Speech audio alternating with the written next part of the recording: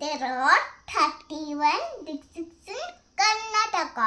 Bidar, Katpurgi, Vijaypura, Vijayanagara, Yadagiri, Raichur, Bagalkote, Belagavi, Dharwad, Gadag, Koppal, Uttara Kannada, Haveri, Ballari, Davangere, Shivamogga, Udupi, Chikkamagaluru, Chitradurga, Dakshina Kannada, Hassan, Tumakuru, Chikkaballapur, Kolar,